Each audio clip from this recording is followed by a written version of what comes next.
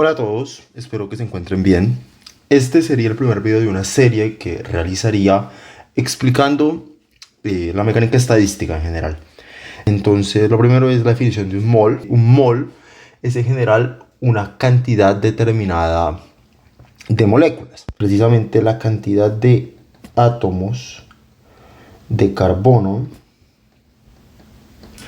que hay en 12 gramos de carbono.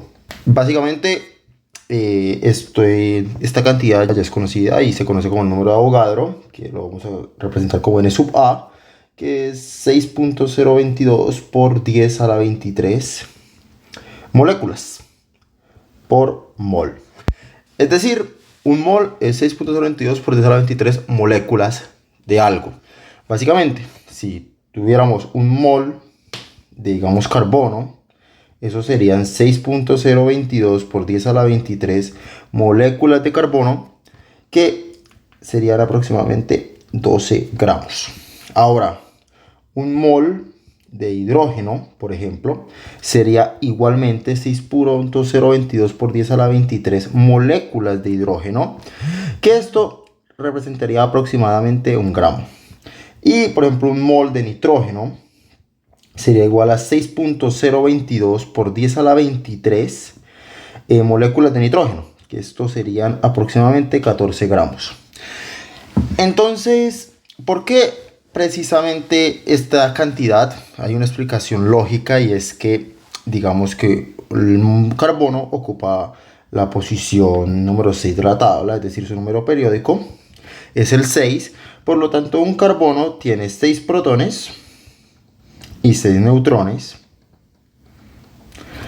Y al tener 6 protones y 6 neutrones, como ustedes saben, el electrón tiene una masa prácticamente ínfima en comparación de un protón y un neutrón.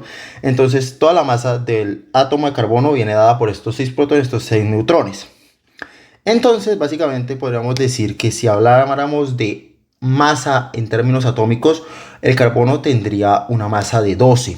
Entonces, el mol es lo que nos permite, digamos, que llevar esta masa ya pues a una escala verdaderamente real, porque que trabajar con un solo átomo pues resulta bastante imposible, o bueno, no práctico en términos generales. Por lo tanto, esta cantidad es la que nos permite de cierta manera ver, digamos, que estos 12 protones ya como unos 12 gramos, y funciona igualmente para todo el resto de moléculas.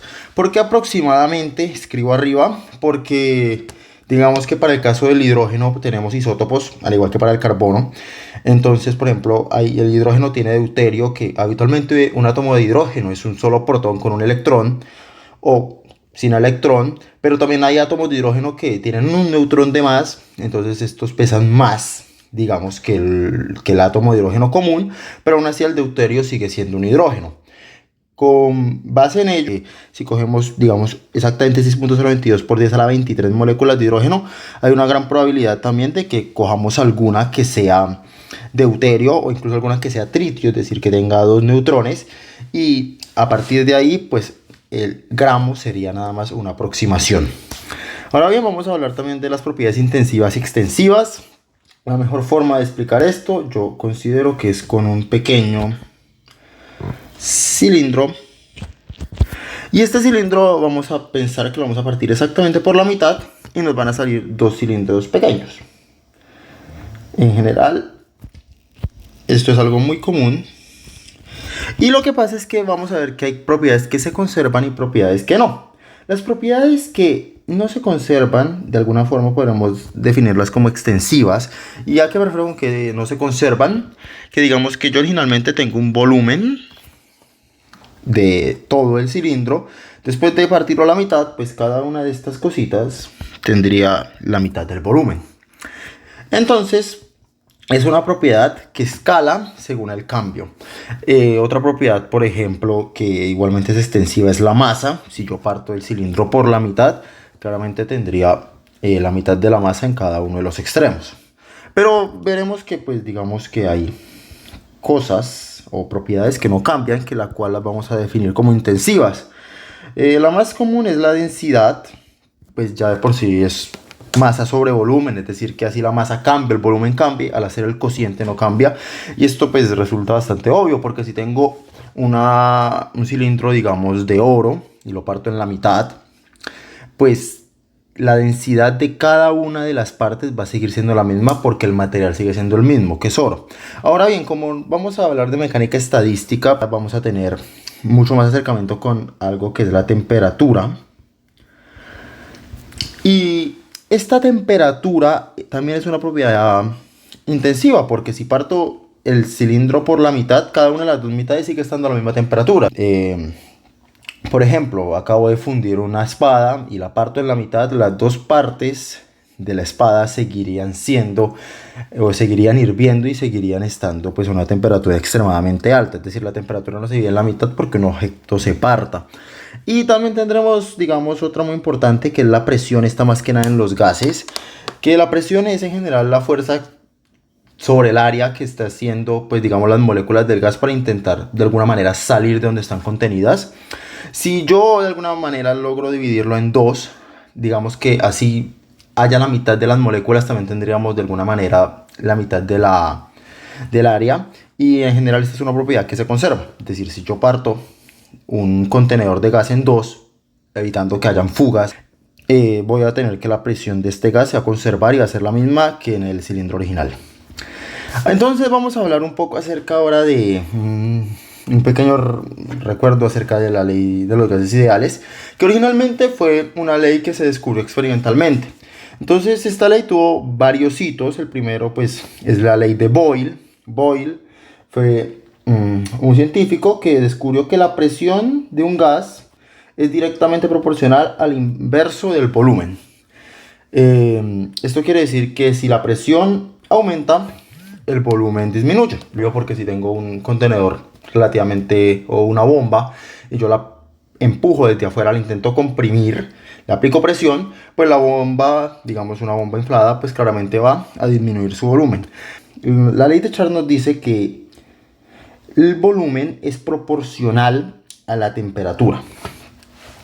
Entonces, digamos que si aumento la temperatura, por ejemplo, de un gas, el volumen también va a aumentar. Y eso es algo que es bastante común, y creo que ya hemos visto, o ya habremos visto antes, que si aumentamos la temperatura de algo, esto se va a tender a dilatar. El mismo principio aplicado para los gases. Y por último, la ley de Gay-Lussac nos dice que la presión es proporcional a la temperatura. Es decir, que si aumento la temperatura también voy a aumentar la presión. Esto se puede ver como que las moléculas del gas adentro del contenedor, si aumento la temperatura, estaría aumentando su energía interna, y entonces van a chocar con más fuerza contra la barrera que los contiene. Vamos a ver que esto se va a estar luego demostrado ya mediante mecánica estadística, pero originalmente esta ley fue descubierta experimentalmente y se llegaron a estas tres, digamos, proporcionalidades, que luego pues nos saca una última que ya viene siendo muy parecida a nuestra ley de los gases ideales, y es que la presión por el volumen es directamente proporcional a la temperatura. Y entonces aquí es donde viene descubrir cuál es esa constante de proporcionalidad que relaciona las dos. Y en nuestro caso, pues ya se descubrió que esa constante es la cantidad de moléculas que hay en el gas multiplicada por la constante de Boltzmann. Y ya podemos tener, en vez de solo una igualdad de proporcionalidad, o solo decir una proporcionalidad, podemos tener una igualdad que es PV igual a N por la constante de Boltzmann por la temperatura. En general, imagino que ustedes están acostumbrados a otra cosa, pero digamos que, a ver, la constante de Boltzmann se descubrió que es 1.38 por 10 a la menos 23. Esto es Joule sobre Kelvin.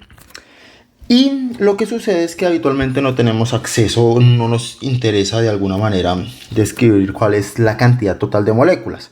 Pero como ya tenemos nuestra idea de mol, nosotros sabemos que entonces, si yo tengo n moles, n minúscula moles, entonces tendría n por n sub a moléculas del material.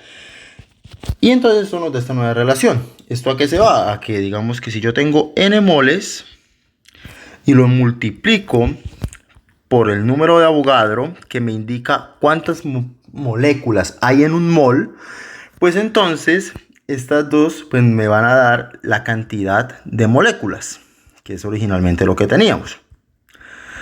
Y digamos que esta constante tiene nombre propio y habitualmente se tiende a escribir como R, que sería la constante de Boltzmann 1.38 por 10 a la menor 23 multiplicada por el número de Avogadro, que es 6.022 por 10 a la 23. Esta constante entonces nos da aproximadamente 8.34 Joule sobre mol Kelvin. Y esta constante ya nos permite escribir, digamos, que nuestra ley de los gases ideales ya de una forma un poco más abreviada, que es sencillamente la típica P por V es igual a nRT. Entonces, antes de despedir el video, pues me gustaría aclarar que la mecánica estadística es esta ciencia que estudia, digamos, el comportamiento macroscópico a partir del análisis de los modelos microscópicos. Es decir, podemos, digamos, tener, no sé, un gas almacenado en cierto contenedor, medir su presión, medir su temperatura y ver todo esto como variables externas, pero también podemos pensar en que dentro de este gas hay miles de millones de átomos chocando entre sí, interactuando entre ellos, chocando contra las paredes, y que, digamos, todas las propiedades que logramos medir son manifestaciones de este modelo interno de moléculas. Y a partir de ello intentar mediante límites, intentando, digamos, por ejemplo, habitualmente lo que haremos será decir que tenemos infinitas moléculas, ya que tenemos un número extremadamente grande dentro de cierto gas, dentro de cierto contenedor, y a partir de eso llegar a las cantidades macroscópicas a partir de nuestro modelo microscópico. Esta fue, digamos, una ciencia que se inició por el físico Boltzmann, físico de Viena, en alrededor del siglo XIX, y que pues ha tenido grandes avances, tuvo grandes avances y fue extremadamente importante. Sigue siendo importante, pero fue extremadamente importante también para todo el término de la entropía y para una mejor comprensión en general de la termodinámica, que hasta el momento se había sencillamente concentrado en la explicación de modelos macroscópicos, pero sin mucho énfasis en qué era lo que verdaderamente pasaba detrás.